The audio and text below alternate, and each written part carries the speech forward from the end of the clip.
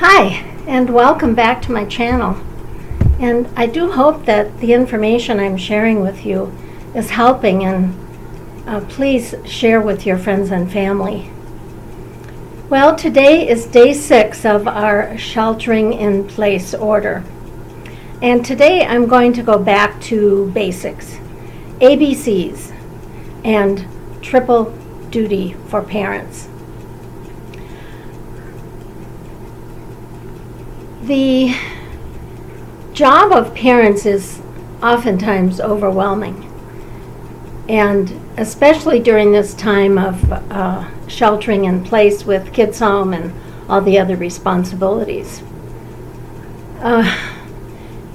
And I can barely imagine sheltering in place adds so much to the responsibilities and jobs and daily activities, such as teaching, cleaning, cooking, shopping, meal planning, no eating out, no play dates to keep the kids busy, no curricular activities to absorb their energy, like soccer, baseball, dance, gymnastics, no coming up summer camps, no vacation, spring vacation, no visiting relatives, no carpooling, and all of that on top of working from home. So let's talk about in-house activities that might work to supplement TV watching and social media for your kids. One idea I want to share with you is an experience I had when my 3 sons were growing up. At one point, I tried to get them involved in meal planning so I wouldn't hear rebuttals of, "I don't like that." I had each one plan one dinner per week, and they also had to prepare the grocery list of ingredients, and I told them I would cook whatever they wanted. It had to be a balanced meal, so I taught them a bit about nutrition and all that. Well, my youngest son at the time was 5, and he requested lamb chops. Well, at age 5, I didn't even know where he'd ever heard of lamb chops, because it's not something I had ever cooked. And I expected him to say pizza or mac and cheese. Well, to expand the ideas of activities for kids, ask them to inventory the pantry. Make a list of canned goods, divide it into types: vegetables, fruits, meat, soups. Help them get the list ready and the columns to put the items and count them. And this will involve them in the whole process of shopping, meal planning, preparing. And another child could inventory your toiletries and paper goods, and that would make them feel like an important part of the family. And kids want to have responsibility. They want to feel needed. And there's a period of age, say between 5 and 10, where kids are very industrious and they want to please their parents. Beyond that, changes a bit. But from 5 to 10, they're in that state of industriousness. Well, based on the inventories that the kids come up with for both groceries and toiletries and paper goods, they could prepare the shopping list. Of course, with your input on how much we need, but ask them questions. How much do you think we'll need? Rather than just telling them. Let them figure it out, because that keeps their mind stimulated. We'll challenge them to come up also with a list of household chores. So let them tell you what they see in their home and what needs to be done. And if they miss something, you might walk around with them to see what's in the house and point out dirt. So what are we going to do about the dirt? What are we going to do about the clothes on the floor, the toys that aren't picked up? Do you think that should maybe be on our list? And then once you get the list, then have them alternate picking one item, put their initials by that item until you get to the bottom of the list. And they will run at trying to accomplish. One time I had my grandkids, the house was a mess, toys and clothes all over the place, and I said, let's see who can be the first one to pick up 20 things from the floor that doesn't belong there. And you should have seen them rushing around, cleaning up their mess. Anyway, that was so exciting.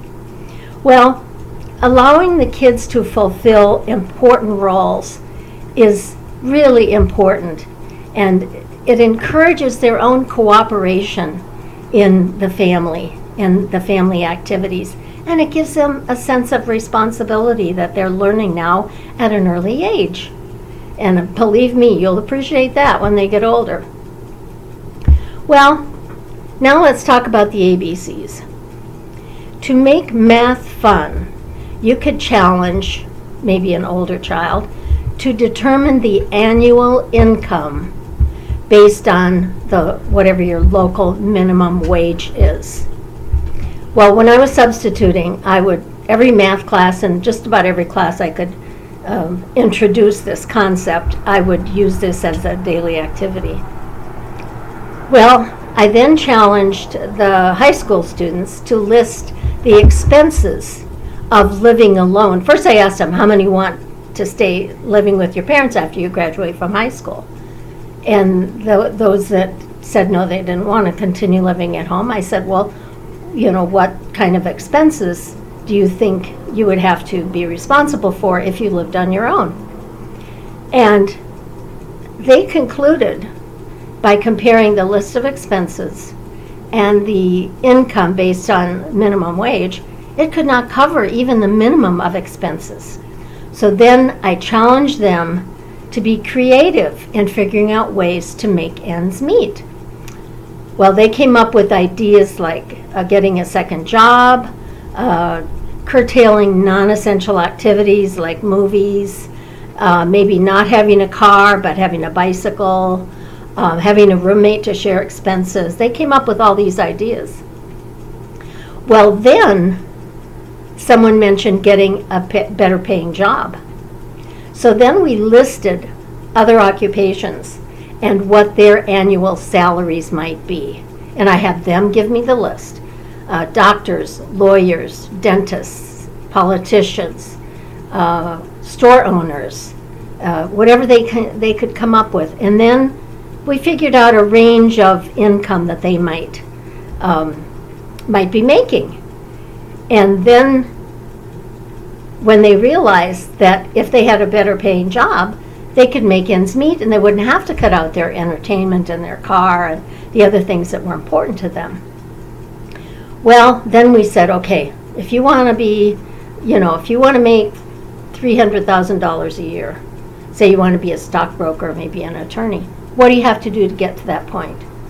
Again, I was drawing the information out of them. And they realized, okay, I have to finish college or high school, get good enough grades to get into college, and then be able to pay for college.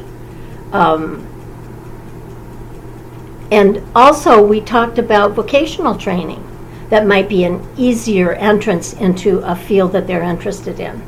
Or even an Associate of Arts degree, which focuses more on hands training for particular jobs, or technical schools to get that better job.